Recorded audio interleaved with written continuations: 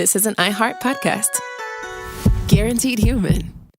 Amazon Health AI presents Painful Thoughts. I can't stop scratching my downtown.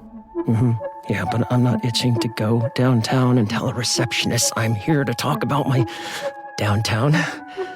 Some things you'd rather type than say out loud. There's no question too embarrassing for Amazon Health AI. Chat your symptoms and get virtual care 24/7. Healthcare just got less painful. This is Red Pilled America.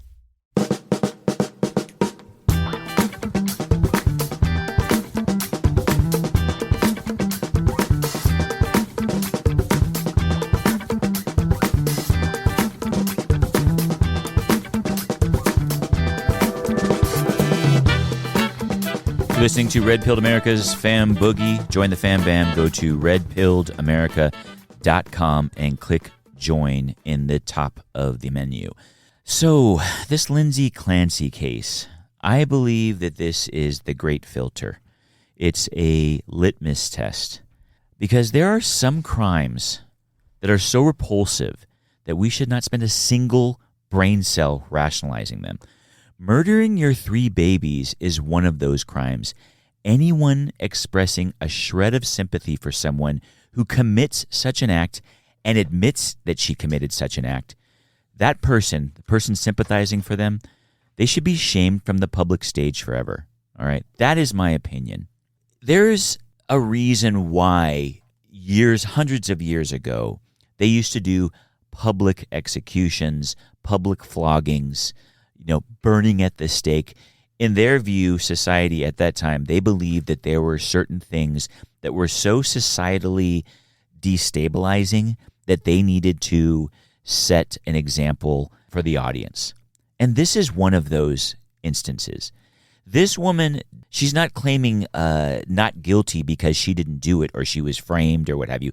She's claiming not guilty, admits to strangling her 3 children, but she is blaming other environmental aspects, whether it be her doctors, whether it be her medication, whether it be her pleas for help that went unanswered. You could make an argument that some of these SSRI drugs or some of these kinds of prescriptions that these doctors are giving, they need to be addressed. And maybe some of those practitioners or some of those people that offered up those prescriptions should face some civil action. That does not wipe away what this woman did. When you first started talking to me about this case, immediately I said, okay, did this woman strangle her kids? Did she admit to doing it? Okay, fine. I don't care about anything else.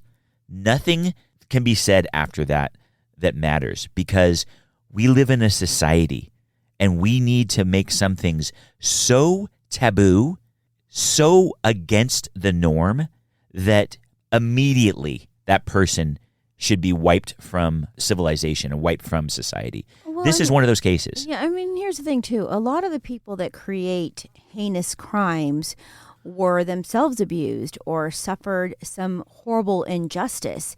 And we don't say, okay, well, they were abused as a child. And so now that they molested these young kids in their adulthood, we should feel sorry for them. We should let them go. It doesn't work that way because it cannot work that way. It can't. We know somebody that horribly violated their daughter in the worst possible way imaginable. Okay. And when we found this out, we were shocked. We also learned that person was horribly violated, this man, when he was a child by his mother. Horrible. This guy was a victim of abuse by his mother, and his mother was probably a victim of abuse as well, too. This chain reaction that goes from generation to generation. But when we learned that he made the decision later on in life to violate his daughter, that guy needs to be strung up and hung and wiped from There's the no forgiveness society. for him. I have no forgiveness for him. And none. It doesn't matter if he was a victim when he was younger. We've all been victims to things. Some things much worse than others. Worse than others. But at the end of the day, we have to live in a society, a stable society, that you are in control of your decision making. Okay? Every criminal out there has probably been the victim of some heinous act, whether it be child abuse, whether it be, some kind of a violent, bullying, whether it be, a victim of drug addiction, what have you. There could be potentially an excuse for all of these people. Yes, I mean, it's what made them the monster that they turned out to be. But we still cannot turn a blind eye to it. We just can't. Because you have to imagine what this woman did, okay? She planned this out. She went online to figure out how long it was going to take for him to be gone. She sent him on an errand that she knew that was going to take X amount of time. She goes and systematically strangles each one of her babies, okay? Children, defenseless children. It looked like she potentially isolated one of them because this was the kid that was the harder to deal with, to kill him, and then systematically killed the other two. She had to strangle them for anywhere from 4 minutes to 10 minutes to make sure that they were dead. And then she cowardly jumps from a window in a pseudo attempt to take her own life. This woman needs to be, no questions asked, capital punishment, although there isn't capital punishment in the state that she's in, locked away for life, no questions asked. And she needs to be so thoroughly destroyed that there are no copycats out there. When you see cases like this, you start to understand why there was burning at the stakes prior to, hundreds of years ago. Now you know what happened at the Salem witch hunts. I'm not saying that, but maybe we should look at that with some fresh eyes. That's a bridge too far for me. But I feel like there's a lot of support for this woman, Lindsay, because there are millions and millions of women who have struggled with postpartum. But I would add that millions and millions of women did not kill their children. This woman took it obviously much too far, and we just, as a society, we can't support that behavior, no matter what, no matter the reason. And I think that there are obviously a lot of people that have women that have faced severe depression after having their children, and that is where this sympathy is coming from. Yes. I understand people getting caught up in conspiracy theories and getting misinformation. I do not understand sympathizing with a woman that kills 3 of their kids.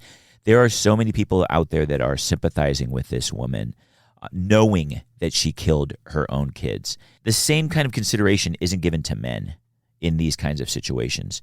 When you hear a man executing his 3 sons, no one feels sorry for this man.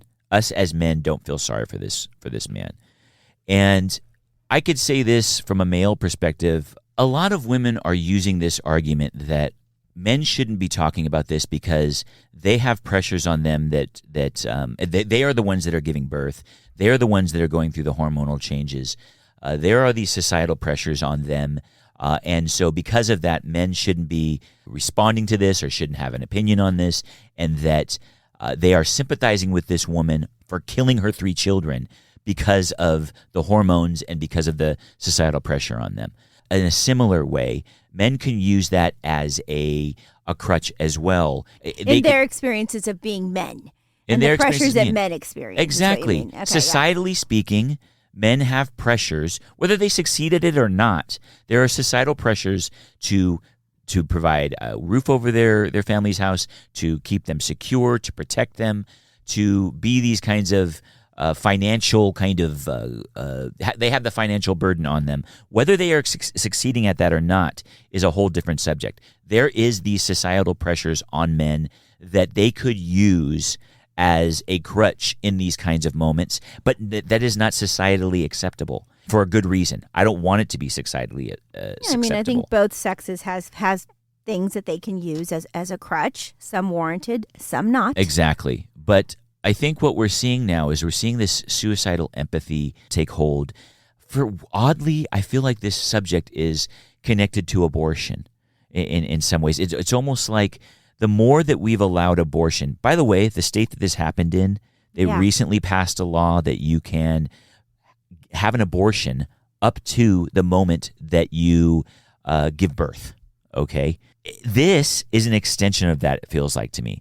You literally have women online making videos saying that men, they have no input on this because they aren't the ones giving birth, and they support Lindsay Clancy in this kind of moment of crisis that she had. Okay, it's almost like they are arguing for post-birth abortions. And this is kind of the realm that we are going on. The society has allowed us to enter into this realm because we are not having open conversations about this. I feel for the biological pressures on women. I always have. I made my wife a business partner in my business ventures. So I obviously have an affinity for women. I was raised by a woman. My father left at a young age. I was in a house with all women. I feel like I have an understanding of them from a male perspective in a way that maybe others don't. And the point being is that I can align with the pressures that are on you.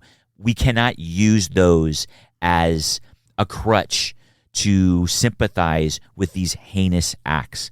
We must, as a public, shame these heinous acts. Yes, I agree with that. We cannot give excuses for this.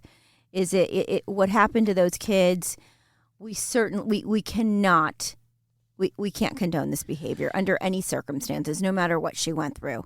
No matter what you go through in life, no matter what happens, it is never okay, no matter what, to kill your children. And there's this movement to support that, and the movement supporting her I just find it really, really scary. And this is why I've been calling it a great filter, because if you are out there sympathizing with this woman based on all of the evidence that's gone out now, then I think you need to look in the mirror, because this is something that must be shunned. There is this movement to remove responsibility. And if you are aligning with this woman because you kind of align with her postpartum crisis that she allegedly went through, you are aligning yourself with the anti-prison movement, with these lunatics out there that don't think people should go to jail for rape, that believe that people should just be released from prison and maybe go through some kind of a therapy session or what have you. No, there is evil out there. That evil must be dealt with in the harshest way possible so that it does not spread, because it becomes a societal contagion. This is one of those moments. There's no gray area here. This is a black and white issue. This woman admits to killing her kids. She systematically strangled them. She did it in a premeditated way. She sent her husband out. She strangled each one of these children.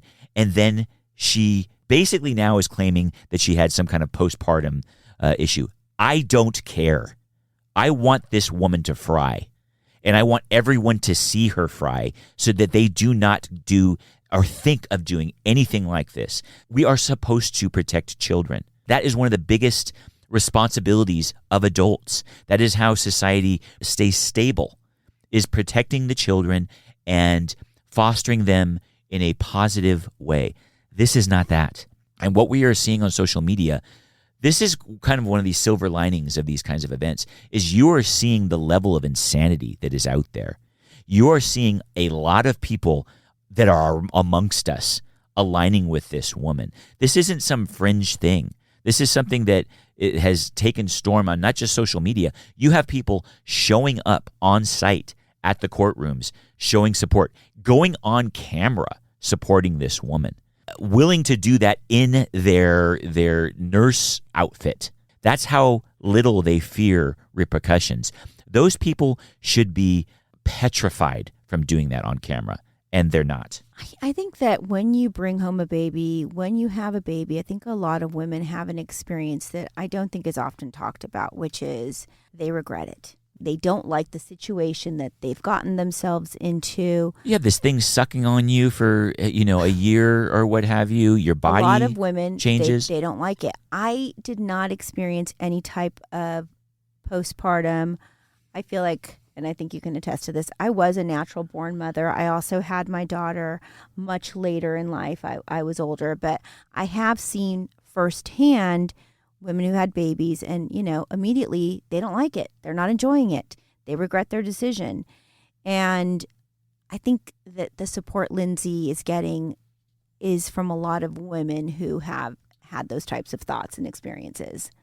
I think we've all had kind of evil thoughts pop into our mind at some point, but this is one of those. Not once, except right now when I'm looking at you. Just kidding. Well, and the fascinating thing is that this Lindsay person, it doesn't appear that she's felt any remorse. You haven't heard that expression of remorse in any of the testimony. If I killed my 3 children in a moment, some kind of psychotic break, and I come out of it, I don't want to go on to live, okay? I'm signing up for capital punishment. That's what a normal person would do. This person is fighting to stay alive and to live the rest of her life. Well, she's going to live anyway because she's in Massachusetts, but I know some people are saying that the cuts on her wrist were superficial. Yes, and the one on her neck as well, too. Yes. At the end of the day, you are not seeing the remorse that this woman, that you would think that you would see after somebody that just went through some kind of blackout, let's say, comes to her senses and is now living with the horror of what she has done. You're not seeing that with this woman. And then, of course, you have one of the most fascinating things, and this is this great filter that I'm talking about. And Candace Owens has been, kind of a popular topic with us for quite some time now. How did Candace Owens react to this case? What do you think her position was on this? Let me guess. She thinks Lindsay is innocent. Well, it's the husband's fault. You're right on part of that. And here's Candace's take on the Lindsay Clancy case. Your girl Corinne writes, I know you're busy, but I'd love to know your thoughts on the Lindsay Clancy case in Massachusetts. I made my thoughts clear on this the moment that she was arrested, the moment that it made the news. Lindsay Clancy is obviously not guilty. There are a fleet of doctors who should be imprisoned for what they put her on. I regularly speak out against Big Pharma.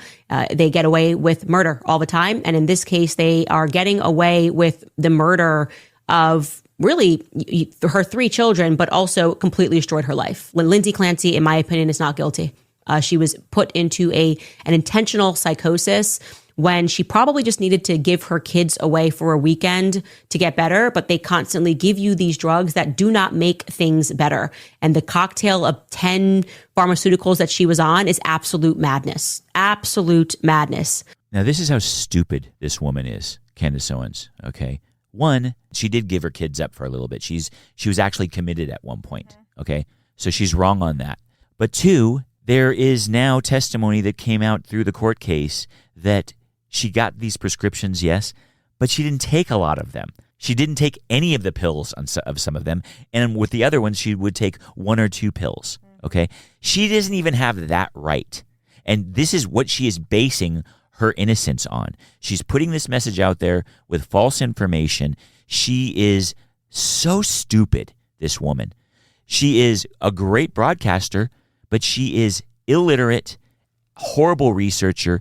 She is a moron. But she knows where her audience is, and her audience are the wine moms that back this Lindsay Clancy person. I don't know. I feel like it's kind of harsh to call her stupid. I think we should maybe coin a new phrase.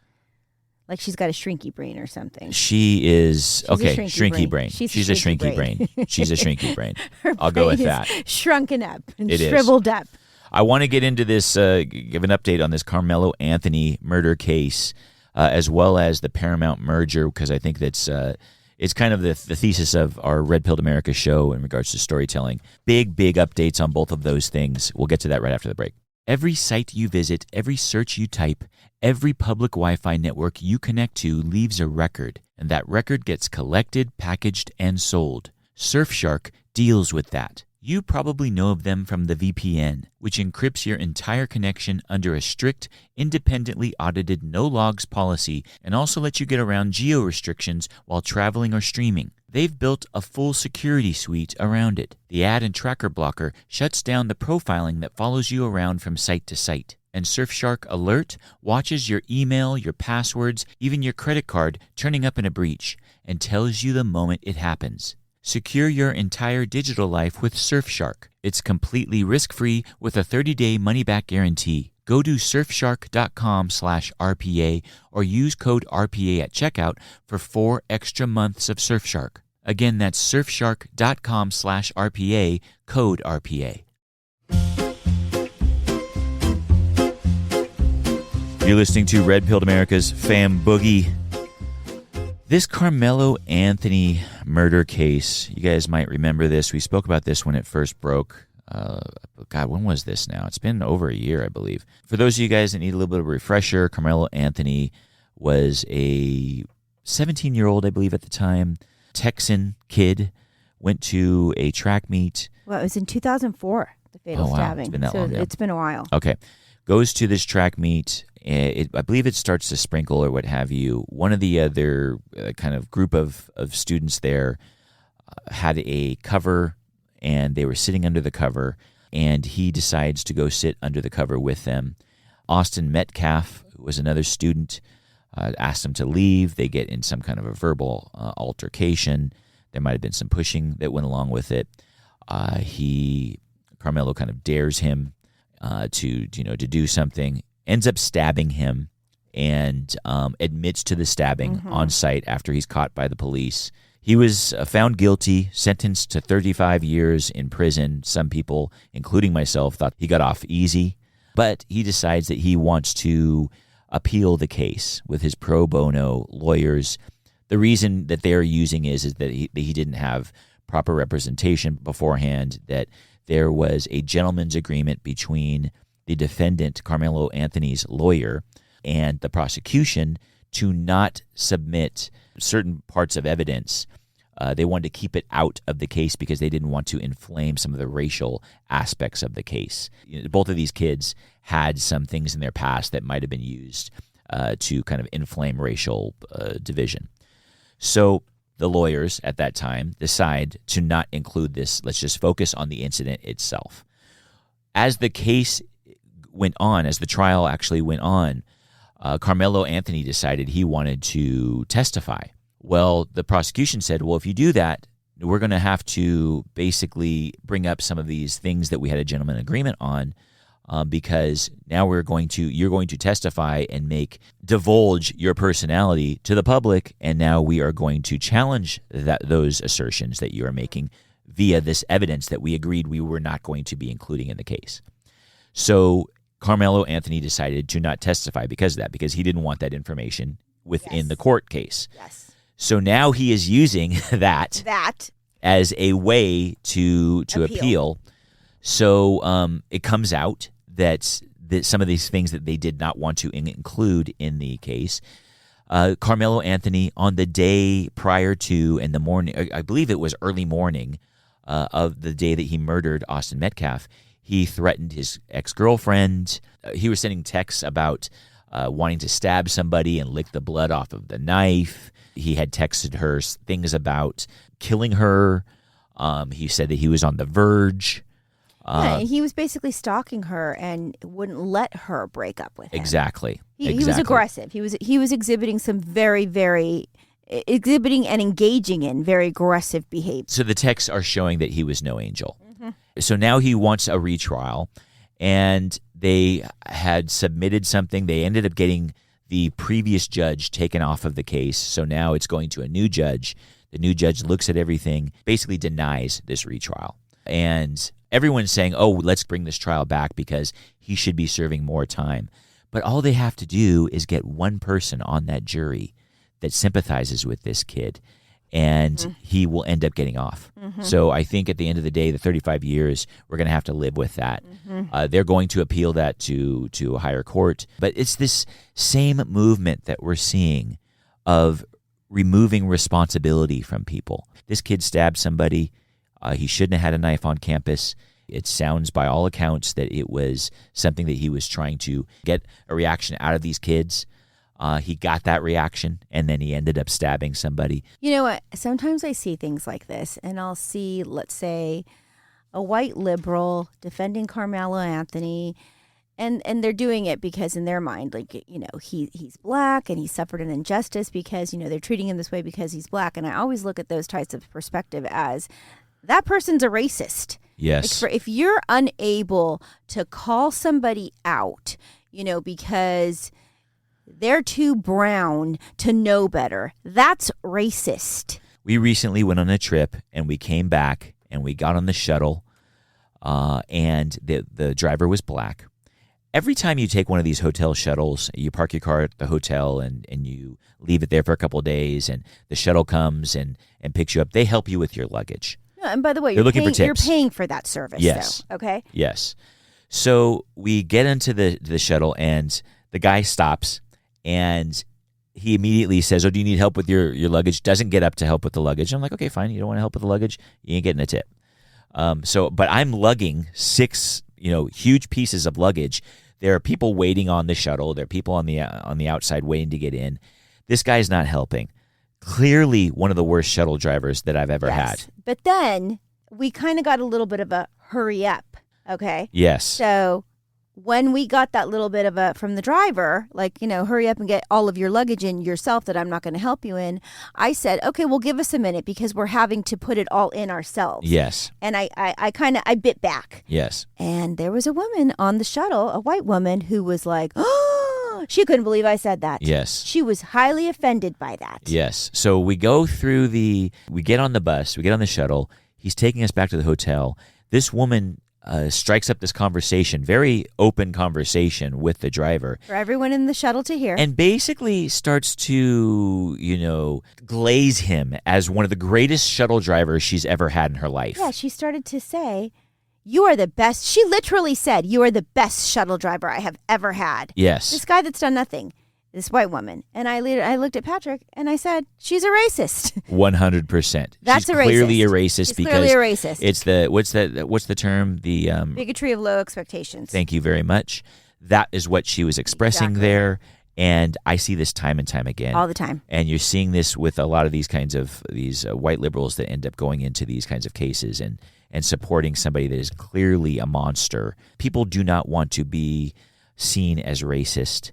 And you're seeing that a lot with these kinds of cases. We saw it pretty heavily with Karmelo Anthony.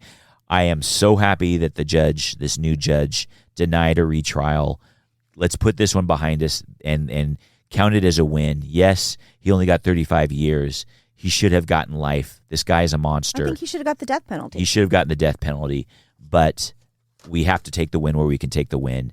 This young man could easily have been acquitted if there was just one jury member on that trial that sided with him or sympathized with him. So I think that we have to count this one as a win. Mm-hmm.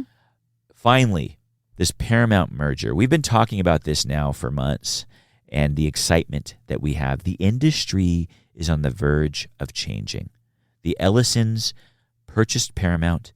Then they ended up winning the merger battle that they had with Netflix, with Warner Brothers. The reason why you're getting a huge reaction from Hollywood is because the Ellisons are Republicans. They're conservative. And there was some slight buildup of rejection of this merger and a fight against it. It started with some of the unions. You had the Writers Guild of America kind of come out against it.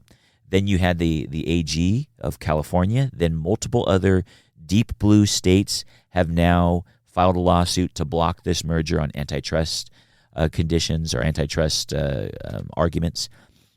Well, now you have a pushback to those people now because they're fearing that Paramount is going to leave California. I think that it is very possible for them to leave. There's only certain areas that it could move. You need a talent pool to pull from.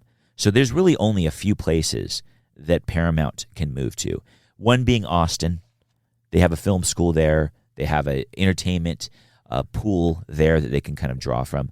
Another being potentially Georgia. Mm-hmm. There is a huge kind of film studio movement there. There's a lot of studios in Atlanta. There is SCAD, which is a film school there that can feed them talent as well.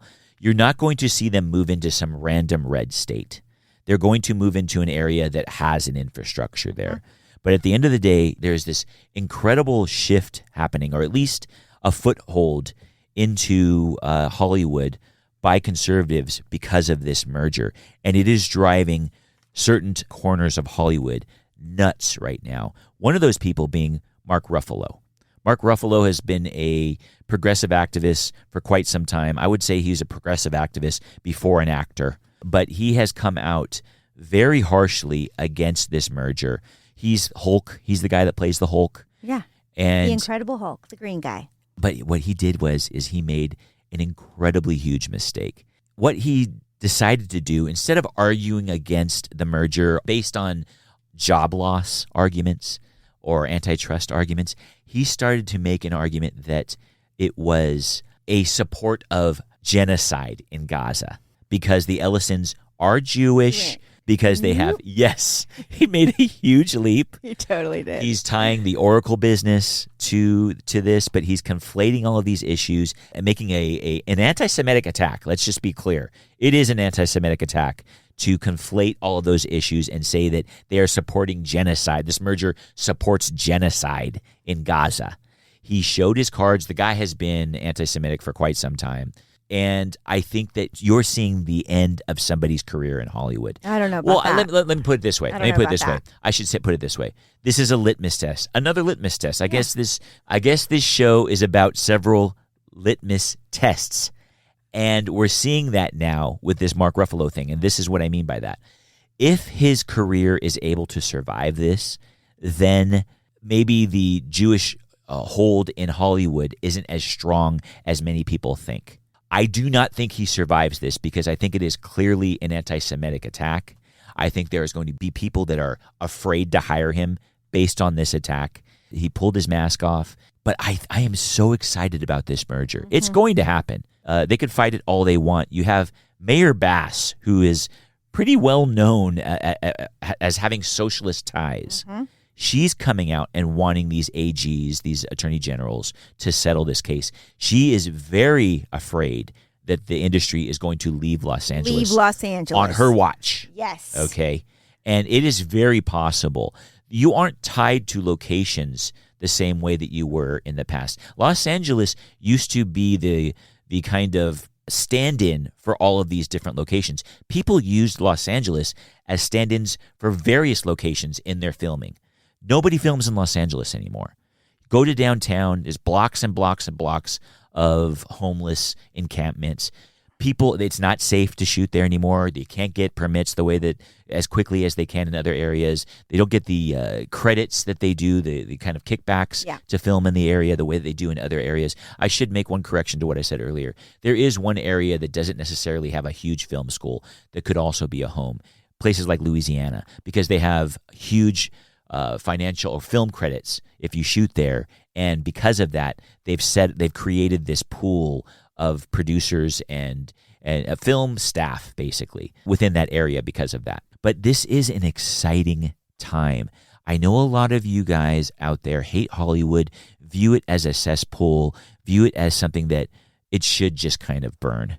But it is one of America's strongest exports. It is America's strongest cultural export. We can't allow a foreign power to take control of this incredibly strong tool. Storytelling is something that we as human beings naturally align with. This is how we store information. This is how we empathize with each other. This is how we pass on culture from generation to generation, is through storytelling. And if we allow, say, a China or some other foreign power to take control of that tool, then we are giving away something that we have almost invented and perfected and mastered. We're giving it to an enemy of ours, and we cannot do that. And so we must welcome this merger, because now conservatives are getting a foothold into the industry through this merger. You have the Ellisons at the top of this enterprise that agree with you on a lot of things. And so do not just be willing to throw out the baby with the bathwater. I agree. And I want to add something as well. You know, we've talked about this a little bit, but our daughter is going to film school now. She got into all of the top film schools. And the film school that she chose for herself. You know, we walked into the student union the other day, and guess what they were playing? Fox News.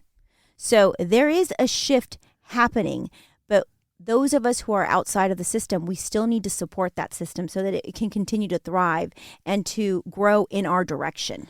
Yes. Let's not abandon it. And I've done a 180 on this. You know, when we first started the show, I was bitter. I was bitter. I hated Hollywood. I hated what they'd done to my family. Yes. But I have now come back to this position, which is we must support it. We cannot abandon these institutions. We have cannot. to fight. And there is a reason why the hardcore socialists were able to take over these institutions is they decided to take them over from within. And when I see people that are willing to burn it down to the ground, they don't understand the importance of storytelling in driving and shaping culture. It is what creates culture. I think that that's changing as well. I think that people have started to understand that. I know the listeners of this show are. Absolutely. They've embraced that yes. idea. So I think that I feel hopeful. That's it for this installation of Fan Boogie. Keep an eye out for our Red Pilled America documentary episode coming out soon. We'll send out an email, join the email newsletter, go to redpilledamerica.com and join the email newsletter, and you'll get first news of it when it hits the broadcast platforms. Until next time, enjoy the rest of your guys' day. Bye, everyone.